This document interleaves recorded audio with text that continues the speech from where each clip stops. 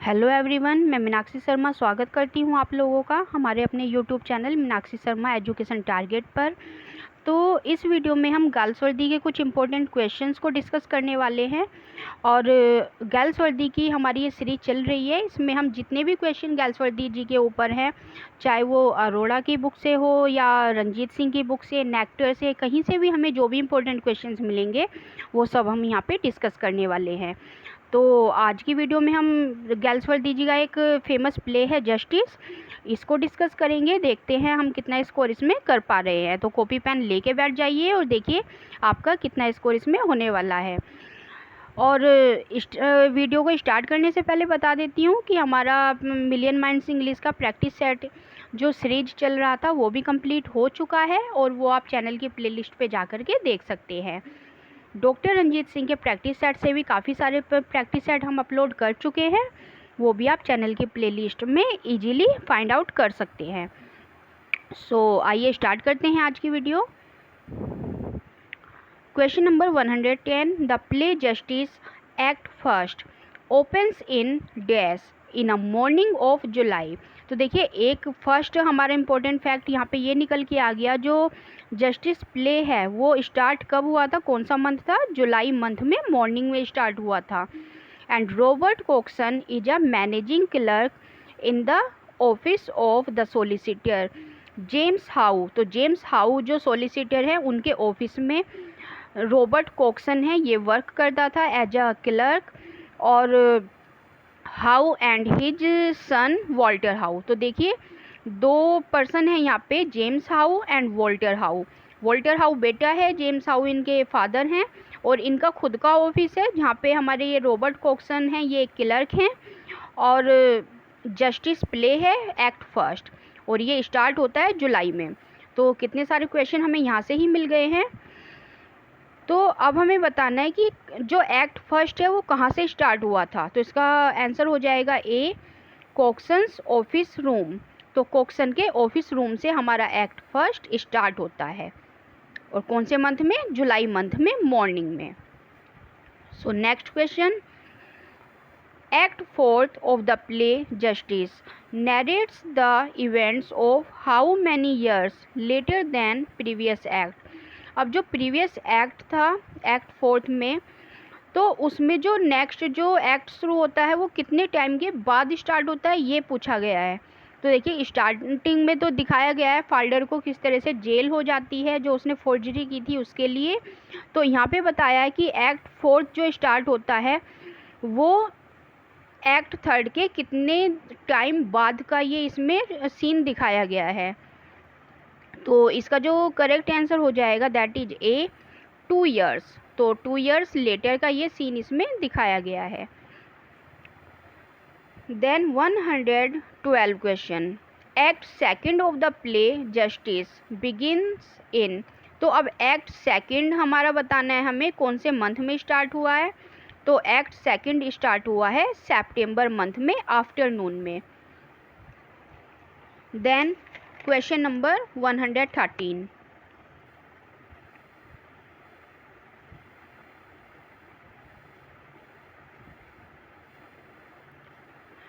Act three of the play Justice begins in December. और जो act three है ये स्टार्ट हुआ है दिसंबर मंथ में।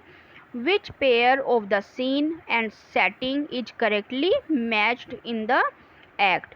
तो एक्ट थ्री के तीनों सीन हैं, तो सीन फर्स्ट में दिखाया गया है the governor's office, scene two में दिखाया गया है कॉरिडोर, एंड सीन थ्री में अ सेल, जेल। तो ये तीनों ही यहाँ पे करेक्ट है, तो इसका करेक्ट आंसर हो जाएगा डी। तो अब हमने यहाँ पे क्या पढ़ा है, जो एक्ट फर्स्ट है वो स्टार्ट हुआ है जुलाई मंथ में मॉर्निंग में। एक्ट सेकंड स्टार्ट हुआ है हमारा सितंबर मंथ में आफ्टरनून में, दोपहर को। और जो एक्ट थ्री है वो हमारा दिसंबर मंथ में स्टार्ट हुआ है।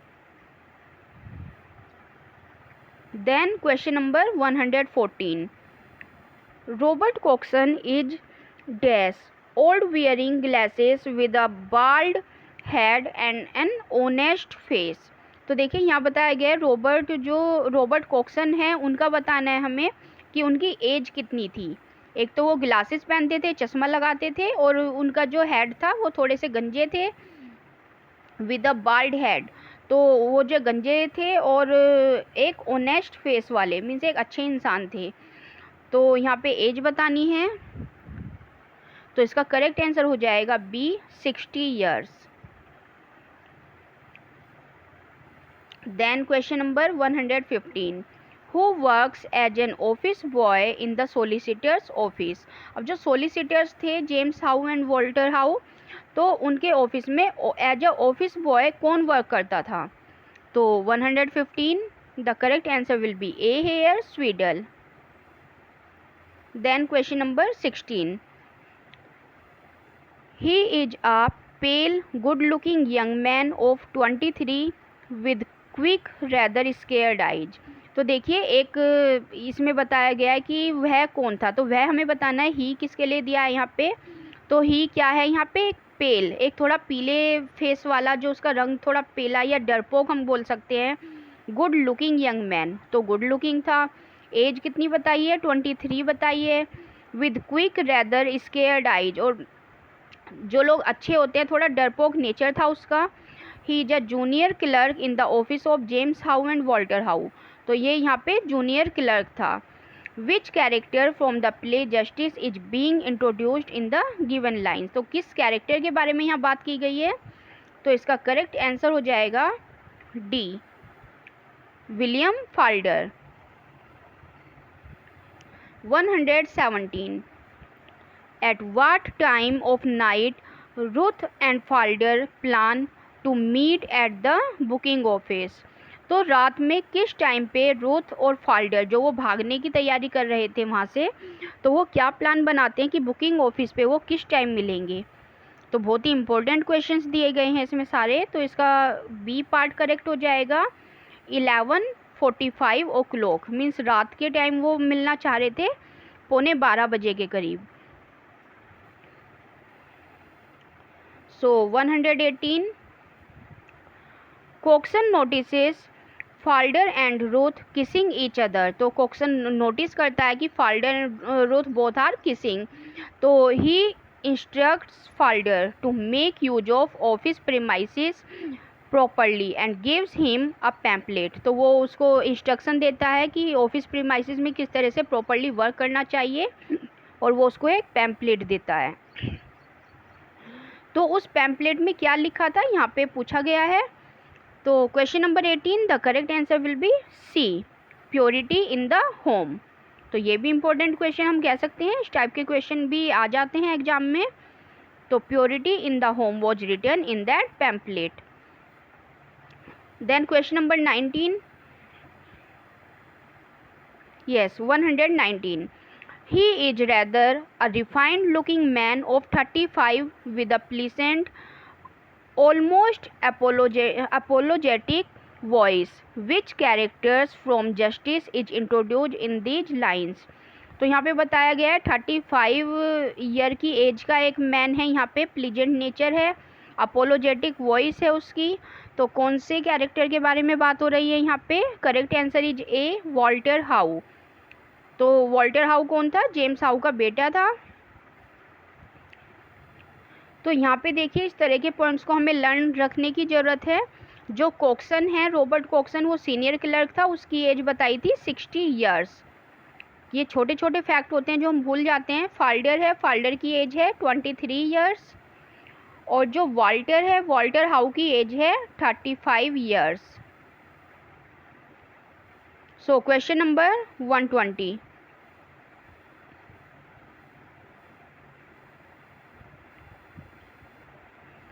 he is a shortest man with white side whiskers, plentiful grey hair, सफ़ेद बाल थे इसके, शॉर्टेस्ट मैन था, छोटी हाइट का, and shrewd eyes and gold pins Naz spectacles, तो उसके जो गोल्ड पिंस के क्या थे, स्पेक्टेकल्स थे। विच character from justice is introduced in these lines, तो कौन से कैरेक्टर के बारे में यहाँ पे बात हो रही है। तो question number 120, the correct answer will be D here, James How. Question number 121, Walter How is the dash of James How. तो जो वाल्टर हाउ था वो जेम्स हाउ से किस तरह से संबंधित था, ये हमें यहाँ बताना है कि दोनों के बीच क्या रिलेशन था। तो question number 121, the correct answer will be B. तो ये जो वाल्टर हाउ था ये सन था जेम्स हाउ का। 122, who confirms James how that this was William Falder, the young man who cashed the check। अब ये बात उसको कौन कंफर्म करता है जेम्स हाउ को कि William Falder is the real person जिसने क्या किया है, उस चेक को फोर्जरी करके कैश कराया है। तो इसका जो करेक्ट आंसर हो जाएगा that is A, the bank cashier Mister Cowley. तो देखिए फाल्डर क्या करता है, 9 पाउंड की जो वहाँ पे अमाउंट होती है उसको 90 पाउंड में उसको कन्वर्ट कर लेता है और उस अमाउंट को वो कैश भी करा लेता है क्योंकि उसे रुथ के साथ वहाँ से भागना था।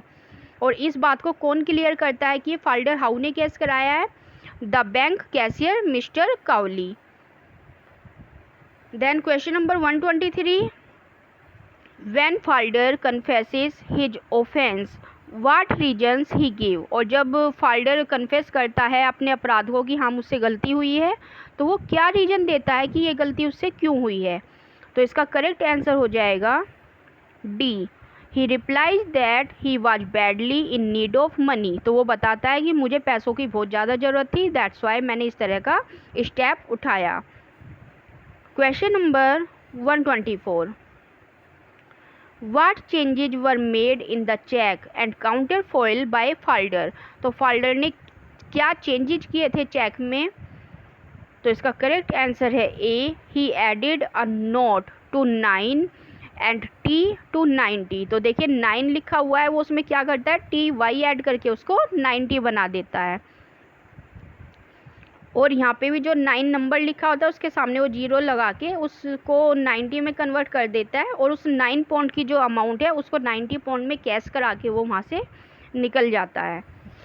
Then question number 125, what promise William Falder makes to James How when he found guilty. और जब फाल्डर पकड़ा जाता है और उसको गिल्टी जो समझ लिया जाता है तो वो क्या प्रॉमिस करता है जेम्स हाउ से। तो इसका करेक्ट आंसर हो जाएगा D, I will pay the money back, I promise. तो वो कहता है मैं तुम्हारे जितने भी पैसे मैंने फोर्जरी की है मैं तुम्हें वापस लौटा दूंगा, मैं प्रॉमिस करता हूँ।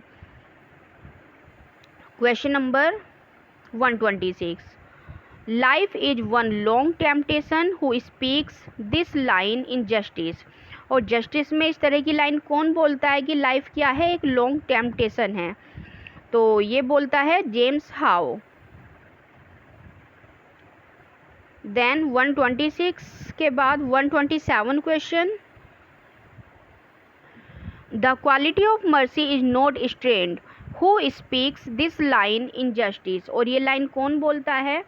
तो the correct answer is A, Walter How. तो वाल्टर हाउ फेवर लेता है फाल्डर का कि हमें उसको एक चांस देना चाहिए, ऐसी गलती इंसानों से हो जाती हैं, लेकिन जेम्स हाउस की एक नहीं सुनता। तो question number 128, the detective sergeant who comes to arrest William Falder his name is. और जो फाल्डर होता है, फाल्डर को जो गिरफ्तार करने के लिए डिटेक्टिव सर्जेंट आता है उसका नाम यहाँ पे पूछा गया है। तो इसका करेक्ट आंसर हो जाएगा A, Wister. Question number 129, who is the married woman William Falder had an affair with. और उस मैरिड वूमन का नाम पूछा गया है जिससे विलियम फाल्डर का अफेयर था।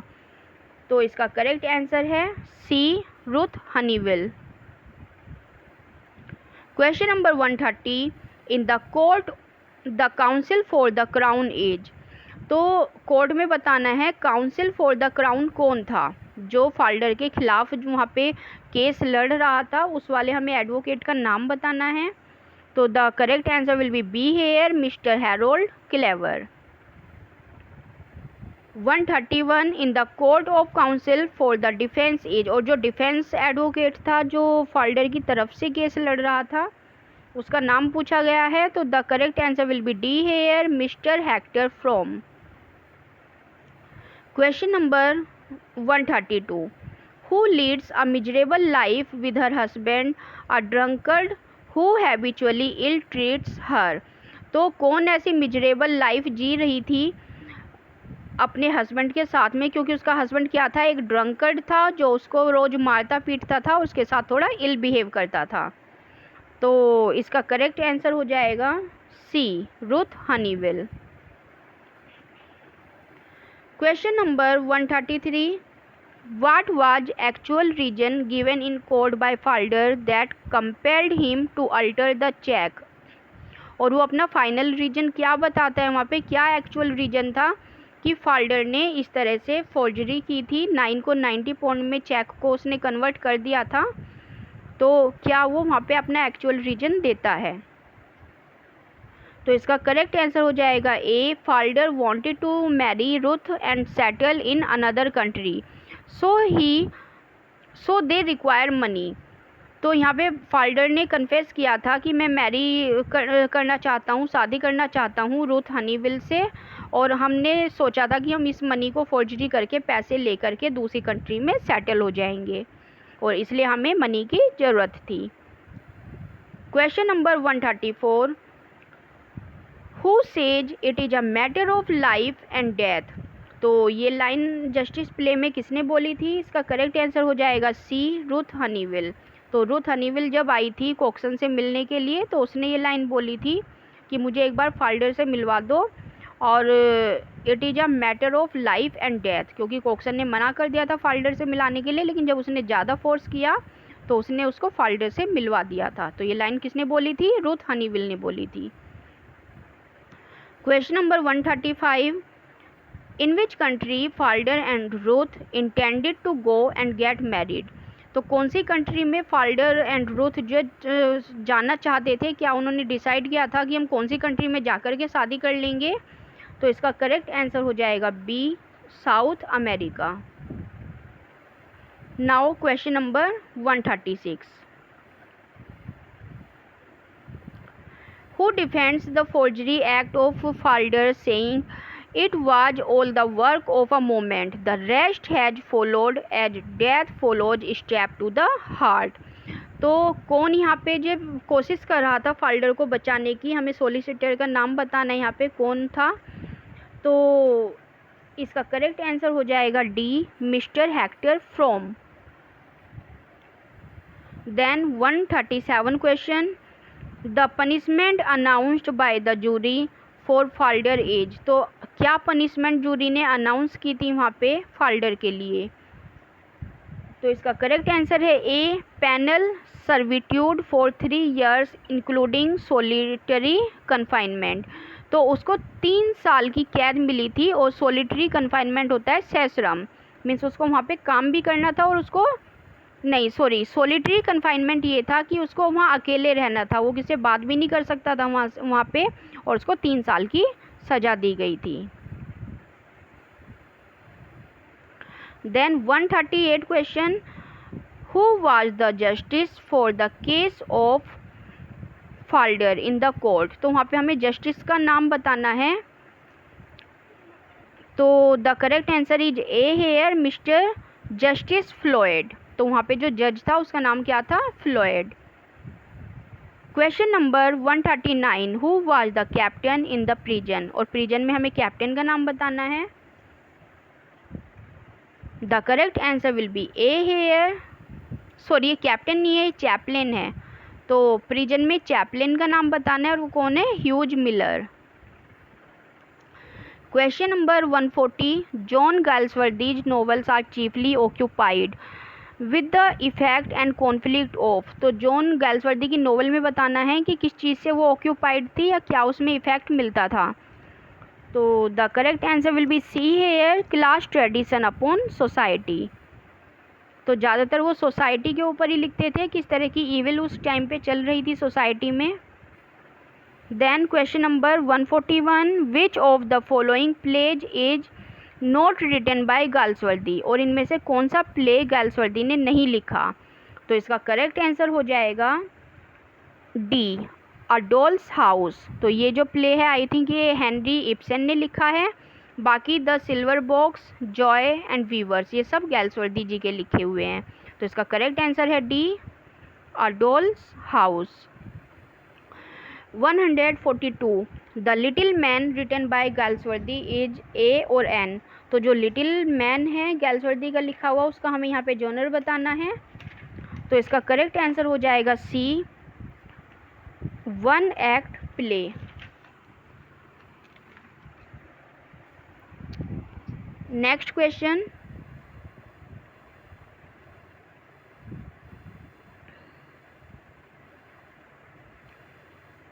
One 143. So 143 I have only a certain knowledge of human and animal natures. कि मुझे नॉलेज है, काफ़ी ज़्यादा नॉलेज है किसकी, ह्यूमन और एनिमल नेचर्स की.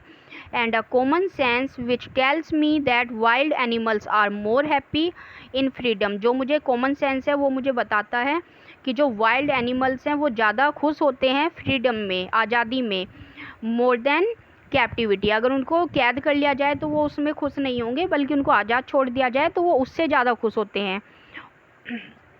And domestic animals more happy as companions than as clowns. और उनके अकॉर्डिंग जो डोमेस्टिक एनिमल्स होते हैं वो हमारे कंपेनियंस बन के ज़्यादा हैप्पी रहते हैं, ना कि हमारे क्लोन्स बन के. तो ये स्टेटमेंट किसका दिया हुआ है? तो इसका करेक्ट आंसर हो जाएगा गैल्सवर्दी. तो गैल्सवर्दी बहुत ही अच्छे एक प्ले राइट थे, जो मतलब हमेशा सोसाइटी के ऊपर लिखते थे, इविल्स के ऊपर लिखते थे. और यहाँ पे उन्होंने एनिमल्स के बारे में भी देखिए कितना अच्छा सोचा था, एनिमल्स के वेलफेयर के लिए भी उन्होंने यहाँ पे काम किया था. Then 144 we human being have the right for our pleasure, convenience and distraction to disregard in the matter of dumb creatures those principles which our religion, morality and education have fixed as the guiding stars of our conduct towards human beings who spoke these lines. So again इसका जो correct answer हो जाएगा that is Galsworthy.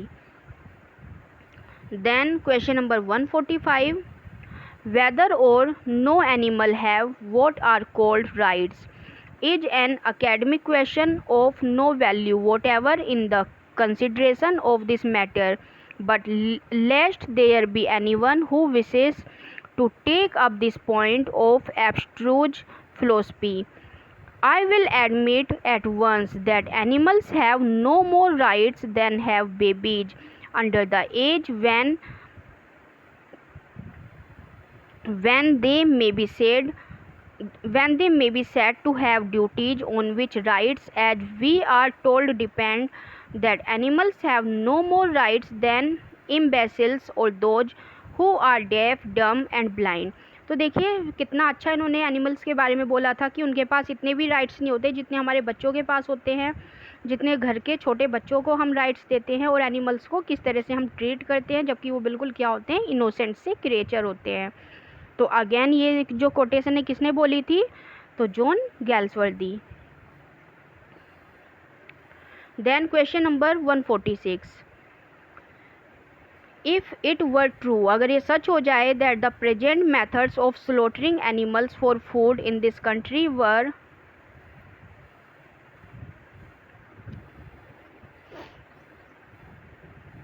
necessary, if all the suffering they involve was inevitable, I should be the first to say, let us shut our eyes for unnecessary suffering, even to ourselves. Death is anathema. It is just because this particular suffering is avoidable and easily avoidable that I feel we must face the matter if we want to call ourselves a decent people. तो who wrote these lines? Again उन्होंने animals के बारे में बोला है कि unnecessary suffering होती है हमें, मतलब अपने फूड के लिए हम किस तरह से एनिमल्स को स्लॉटर कर देते हैं, ये बहुत गलत है और हमें ऐसा नहीं करना चाहिए. और ये जो सफरिंग है ये क्या है, अवॉइडेबल है, कि इसको अवॉइड किया जा सकता है, फिर भी हम इस तरह के अगर एक्ट करते हैं तो हमें क्या करना चाहिए, we should shut our eyes. मैं पहला ऐसा इंसान होऊंगा जो अपनी आंखें बंद कर लूँगा फॉर अननेसेसरी सफरिंग, क्योंकि जो ये अननेसेसरी सफरिंग जो एनिमल्स पे की जाती है वो उसको बिल्कुल इलीगल मानते हैं, बिल्कुल ह्यूमन नेचर से अलग मानते हैं। तो ये किसने यहाँ पे कोटेशन दी है? Option A Galsworthy. Then question number 147, if a donkey is badly beaten, यदि एक डंकी को जो बुरी तरह से पीटा जाए, या अ डॉग स्टोन, किसी डॉग को पत्थर से मारा जाए, और a cat killed with a riding whip, या किसी कैट को जो किसी राइडिंग विप से जो चाबुक होता है उससे पीट के मार दिया जाए, तो the chances are that a prosecution will ensue or a question be asked in parliament for public opinion, and the law lay it down that the infliction of unnecessary suffering on animals is cruelty। तो इस तरह की जो unnecessary suffering होती है animals के साथ वो क्या होती है? cruelty होती है। An offense is punishable by fine imprisonment। तो यहाँ पे वो यहाँ तक भी कहते हैं कि उनके लिए जो कोई हमें लीगल स्टेप उठाना चाहिए, या ये जो ऑफेंस है ये क्या होना चाहिए? पनिशेबल होना चाहिए। तो इस तरह के लोगों को वो पनिश कराना चाहते हैं यहाँ पे, और एनिमल्स की वो किसी तरह से हेल्प करना चाहते हैं। कौन है ये? तो ये कोटेशन भी जॉन गैल्सवर्दी की दी गई है। और अभी ये 2-3 क्वेश्चन जो मैंने सुनाए हैं यहाँ पे डिस्कस किए हैं, ये सभी क्वेश्चंस उन्होंने अपने work slaughter of animals for food इन 1913 में ये सारी जो इन्होंने पॉइंट्स को डिस्कस किया है। अब यहाँ पे question number 148, I attack no one in this matter, I blame no one, I am not in position to for the charge of callousness falls heavily in on my own shoulders, who have eaten meat all these years without ever troubling as to what went before it, nor I can hope that these words will do more than ruffle the nerves of the public। तो ये यहाँ पे खुद बोलते हैं कि ये जो मैं यहाँ पे लिख रहा हूँ इसका कुछ ज़्यादा फ़र्क नहीं पड़ने वाला, पब्लिक सिर्फ थोड़ा सा इससे थोड़ा सा एनकरेज होगी, लेकिन उससे ज़्यादा फ़र्क नहीं पड़ने वाला। Nor I can hope that these words will do more than ruffle, कहता है कि मैं इससे ज़्यादा मतलब होप भी नहीं करता कि ये जो वर्ड्स हैं ये बहुत ज़्यादा नहीं कुछ करने वाले, then ruffle the nerve of the public. But I do trust that such of our legislators as may chance to read them may be moved for just a few hours out of their busy lives to feel that it is their part as gentlemen to save these patient dumb creatures, कि हमें अपने time से थोड़ा सा समय निकाल के और इन डम क्रिएचर, ये जो इनोसेंट क्रिएचर्स होते हैं, इनकी लाइफ को देखना चाहिए, फील करना चाहिए इन लोगों को कि इन्हें इन प्राणियों को कैसा फील होता है। हु कैन नॉट प्लीड, जो प्लीड नहीं कर सकते, हमसे रिक्वेस्ट नहीं कर सकते इन देयर ओन बिहाफ, अपनी तरफ से, from all the suffering that the satisfaction of our wants does not compel us to inflict on them. तो यहाँ पे भी पूरी कोशिश कर रहे हैं वो किसी तरह से एनिमल्स के प्रोटेक्शन के लिए। तो ये कौन है? गैल्सवर्दी जी ही हैं ये, जो इतने अच्छे विचार जिनके हैं। तो question number 148। Then next question,